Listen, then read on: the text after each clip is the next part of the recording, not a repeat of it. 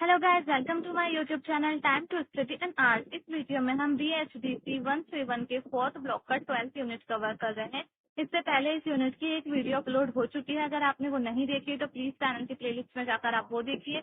इस वीडियो में हम प्रेमचंद युक्ति पूर्व कहानी, हिंदी कहानी, इस टॉपिक पर डिस्कशन करेंगे। तो इसमें बताया जाएगा कि 19वीं सदी के प्रारंभ से ही हिंदी कहानी में मौखिक कथाओं को लिखित रूप देने की परंपरा शुरू हुई। शताब्दी में लिखी गई किसी भी कहानी को आधुनिक कहानी की संज्ञा नहीं दी जा सकती।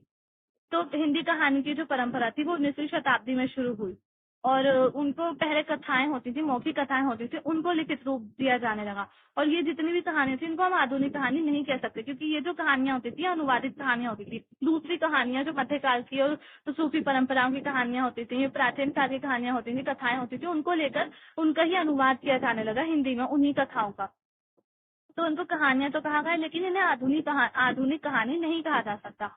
अब इसमें बताया जा रहा है जो 19वीं शताब्दी थी उसमें किस तरह की और कौन कौन सी कहानियों की रचनाएं हुई। इस शताब्दी की रचनाओं में पहली कहानी इंशाअल्लाह खां कृत रानी केती की कहानी। ये बहुत ज्यादा मशहूर कहानी है, बहुत ज्यादा फेमस है ये। और इंशाअल्लाह खां ने लिखी थी रानी केती कहानी, 1803 में लिखी गई थी। ये हिंदी के सूफी प्रेमाख्यानों और रानी केती की कहानी में मात्र इतना पति की सूफी काव्य पद में लिखा गया है और इसकी रचना गद्य में हुई है। मतलब इसमें ज्यादा फर्क नहीं है। सूफी जो परंपरा थी, प्रेमाख्यान थे, उनसे रिलेटेड ये रानी केती की कहानी। और इसमें सिर्फ इतना पद है कि जो सूफी प्रेम काव्य था, सूफी काव्य हमेशा से पद में लिखे गए हैं। रानी केत की कहानी, इसमें बस इतना फर्क है कि रानी केत की कहानी गद्य में लिखी गई है। सूफी परंपराओं की जैसे मसनवी होती थी, सूफी परंपरा में मसनवियों की शैली होती थी, मसनवी शैली में लिखी जाती थी। तो इसमें सबसे पहले शुरू में ईश्वर की वंदना होती थी। ऐसे ही रानी केती की कहानी में भी शुरू में ईश्वर की वंदना की गई है और रचना का कारण बताया गया है। फिर इसमें नायिका के नक्शे, सौंदर्य और वैवाहिक तैयारियों का अतिशयोक्तिपूर्ण और वस्तु परिगणनात्मक वर्णन मिलता है। उसके नक्शे का वर्णन, सौंदर्य का, वैवाहिक तैयारियों का, ये सब वर्णन किया गया है इसमें। फिर इसमें इसी के साथ साथ इसमें भूत प्रेत, मंत्र तंत्र, जादू टोना, ये सारी चीजों का भी इसमें बताया गया है। देवी देवता, अलौकिक वर्णनों का भी इसमें वर्णन किया गया है। अलौकिकता यही होती है, जो भूत प्रेत होते हैं, रहस्यमय चीज होती है, तंत्र मंत्र होते हैं, जादू टोने होते हैं, देवी देवताओं पर अपार विश्वास होता है, ये सब हमारे अलौकिकता होती है। तो अलौकिक वर्णनों का, इसमें अलौकिक वर्णनों का चित्रण मिलता है इस कहानी में। तो इसीलिए ही जो 19वीं शताब्दी की कहानी थी उनको आधुनिक कहानी की संज्ञा नहीं दी जाती, क्योंकि इसमें अलौकिक वर्णनों का चित्रण ज्यादा होता था 18वीं सदी की कहानियों में। जब 19वीं सदी की कहानियों में, मुझे कंफ्यूजन हो रही है, 19वीं सदी की कहानियों की बात हो रही है। तो 19वीं सदी की कहानियों में अलौकिक वर्णन ज्यादा मिलता था, जबकि 20वीं सदी की कहानियों में रियलिटी पर बेस्ड होती थी वो कहानियां। तो इसलिए उनको आधुनिक कहानी की संज्ञा दी गई, क्योंकि आधुनिक कहानी में रियलिटी के बारे में बात की जाती है। अब हम रानी केत की कहानी की बात कर रहे थे। तो ये मौलिक गद्य कथा है और साथ साथ इसे आधुनिक कहानी नहीं कहा जा सकता। मौलिक गद्य कथा तो है, लेकिन इसे आधुनिक कहानी नहीं कहा जा सकता। अब जो आधुनिक कहानियां उसमें मौलिक गद्य कथाएं भी होती हैं वो, लेकिन जो रानी केत की कहानी है उसको हम आधुनिक कहानी नहीं कह सकते। अब इसके बाद यहाँ से आएगी, इसके अतिरिक्त शताब्दी के प्रथम 7 दशकों में संस्कृत, फारसी और अंग्रेजी में उपलब्ध कथाओं का हिंदी में रूपांतरण किए गए। मतलब शुरू में जो हिंदी में कहानियों का सिर्फ रूपांतरण ही होते थे, बाद में लिखी जानी शुरू हुई है। 19वीं शताब्दी में हिंदी में कहानियों के अनुवाद होते थे और 20वीं शताब्दी से लिखी जानी शुरू हुई है हिंदी में कहानियां। तो ये संस्कृत से हिंदी में और संस्कृत में, फारसी में और अंग्रेजी में जो कहानियां होती थी उनकी हिंदी में अनुवाद हुए हैं। इन कथाओं ने हिंदी में एक विशेष प्रकार के पाठक वर्ग का निर्माण किया, जिसके बिना आधुनिक कहानी का अस्तित्व संभव ही नहीं था। तो जब इन कहानियों का यहाँ पर रूपांतरण होने लगा, यानी कि अनुवाद होने लगा, तो जब हिंदी में इन कहानियों का अनुवाद होने लगा तो हिंदी में लोगों को कहानियां पढ़नी अच्छे लगने लगी। और इसी वजह से हिंदी में जब आधुनिक कहानी की शुरुआत हुई तो उसका अस्तित्व भी संभव हो पाया। तो सबसे पहले इसमें कहानी लिखी थी गौरी दत्त ने, देवरानी जेठानी की कहानी 1870 में लिखी थी। लेकिन इसमें कहानी शब्द तो है, लेकिन इसे कहानी नहीं कह सकते, आधुनिक कहानी की श्रेणी में नहीं रखा जाता। फिर 1901 में माधवराव सप्रे ने कहानी लिखी, एक टोकरी भर मिट्टी।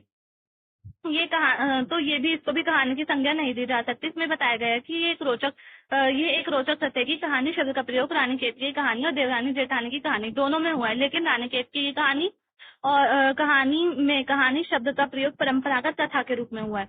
तो इसमें बताया जा रहा है कि रानी केतकी की कहानी, इसमें जो कहानी शब्द का प्रयोग हुआ है वो इसलिए हुआ क्योंकि परंपरागत कथा से संबंधित है, तो इसलिए इसमें कहानी शब्द का प्रयोग हुआ है। और देवरानी जेठानी ये कहानी जो गौरी दत्त ने लिखी थी, इसमें कहानी जो है वो पद के उपयोग के पीछे नवल कथा की अवधारणा है।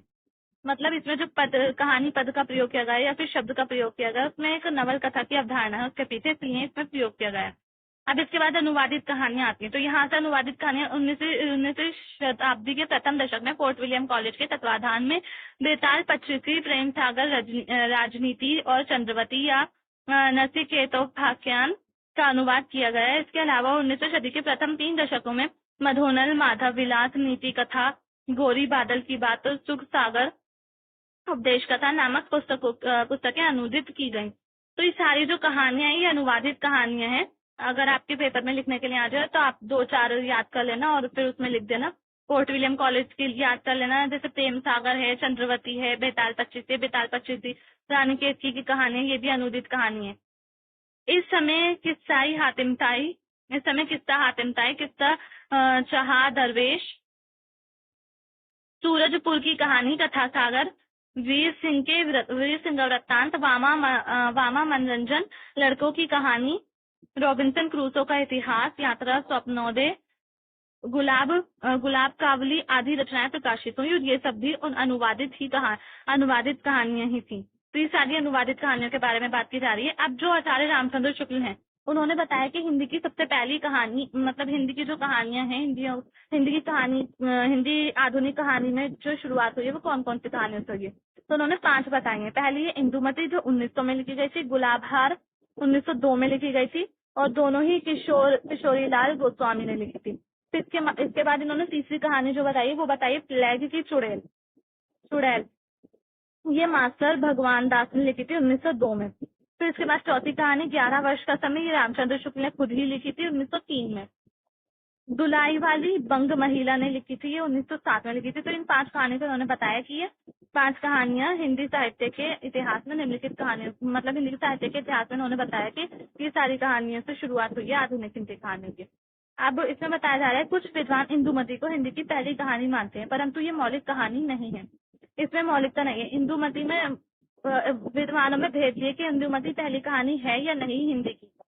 तो इंदुमती में मौलिकता नहीं है, तो इसलिए इसको माना नहीं जा सकता। इसकी कथा वस्तु शेक्सपियर के नाटक टेम्पेस्ट पर आधारित है। अंतर केवल यह है कि इसमें वातावरण भारतीय है।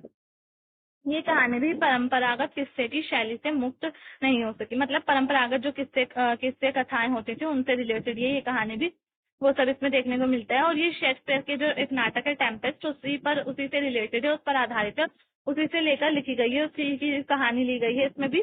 बस इसमें वातावरण जो है वो भारतीय वातावरण है।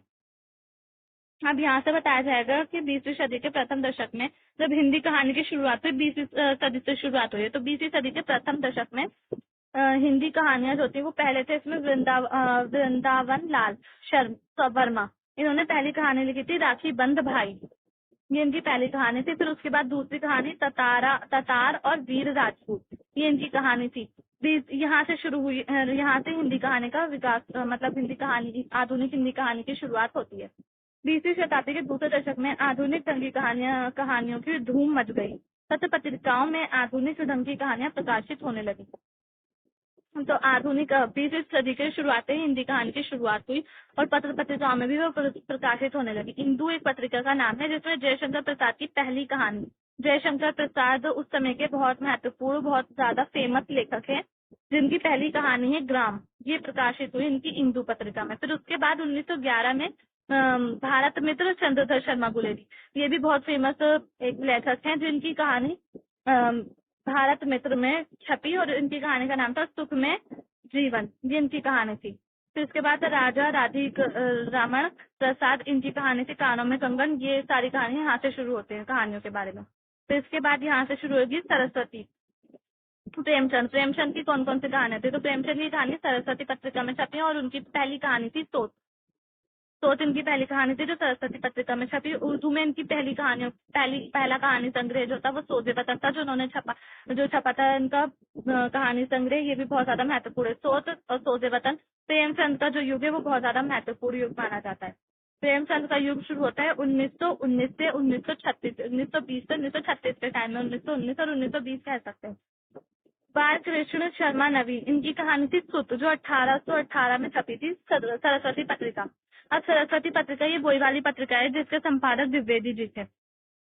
अब यहाँ से शुरू होगी। उसने कहा था जो चंद्रधर शर्मा गुलेरी ने लिखी थी, उसने कहा था कहानियां तो इस दशक में खूब लिखी गई, लेकिन चंद्रधर शर्मा गुलेरी की कहानी उसने कहा था ने सबको पीछे छोड़ दिया। उनकी इतनी ज्यादा फेमस कहानी हो गई थी कि जितनी भी कहानियां लिखी गई थी उस समय उन सबसे ज्यादा फेमस हो गई थी और सबसे ज्यादा पढ़ी जाने वाली यही कहानी थी। ये कहानी 1915 में सरस्वती पत्रिका में प्रकाशित हुई। ये कहानी भी सरस्वती पत्रिका में प्रकाशित हुई। उसने कहा था युद्ध विरोधी कहानी, क्योंकि उस समय भारत अंग्रेजों का गुलाम था, तो इसलिए युद्ध की विरोधी कहानी इसमें बताया गया। इसका कलेवर प्रेम कथा है।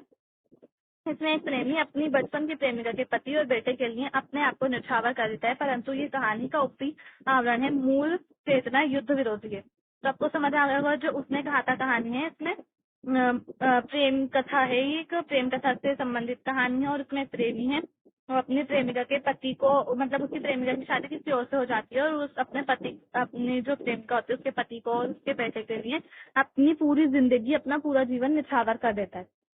लेकिन ये युद्ध विरोधी रचना है, इसकी मूल चेतना युद्ध विरोधी है। ये तो बस ऊपर ऊपर के बारे में बताया जाए इनकी कहानी में। कथा ही नहीं, शिल्प की दृष्टि से भी ये कहानी बेजोड़, अनुपम और अपूर्व है। पूर्व दीप्ति शैली यानी कि फ्लैशबैक जो शैली है, इसका इस्तेमाल सबसे पहले इसी कहानी में किया गया था और इसलिए ये कहानी इतनी ज्यादा फेमस हुई है। पूरी कहानी संकेतों प्रतीकों के सहारे ही आगे बढ़ती है। कथा में कालक्रम की रूढ़ी को तोड़ने का पहला प्रयास इसी कहानी में किया गया था। मतलब कालक्रम की रूढ़िवादी मानसिकता थी, इसको इसी कहानी में तोड़ा गया था। अब इसके बाद हम यहीं पर ये टॉपिक फिनिश कर देते हैं। इसके बाद ये वाला प्रेमचंद युग शुरू होएगा जो हम नेक्स्ट वीडियो में लेंगे, क्योंकि वीडियो बहुत ज्यादा लेंथी हो जाएगी। प्लीज गाइज आप कोऑपरेट कीजिए, क्योंकि ये जो यूनिट्स होते हैं ना, ये आपके क्योंकि आप लोग कॉलेज में हो, फर्स्ट ईयर में हो, ये यूनिट काफी ज्यादा लंबे होते हैं, काफी लेंथी होते हैं, तो इनको कराने में, इनको समझाने में टाइम लगता है। और जो कॉलेज में लेक्चर कराते हैं तो उनको बहुत बहुत ज्यादा टाइम लग जाता है जब वो लेक्चर देते हैं, जबकि यहाँ पर 20-25 मिनट की वीडियोस में तो ये हो भी नहीं पाता। फिर भी मैं बहुत छोटी वीडियोस बनाने की कोशिश करती हूँ, क्योंकि बहुत सारे लोगों के पास टाइम नहीं होता है ज्यादा लंबी वीडियोस देखने का, तो इसलिए मैं कोशिश करती हूँ कि छोटी वीडियो, इससे पहले वाली वीडियो थोड़ी बड़ी हो गई थी। ये वीडियो मैं यहीं पर ही फिनिश करूंगी, ये टॉपिक हम नेक्स्ट वीडियो में लेंगे। तो गाइज अगर आपको वीडियो पसंद आए तो प्लीज लाइक करें, शेयर करें, चैनल को सब्सक्राइब करना ना भूलें। थैंक्स।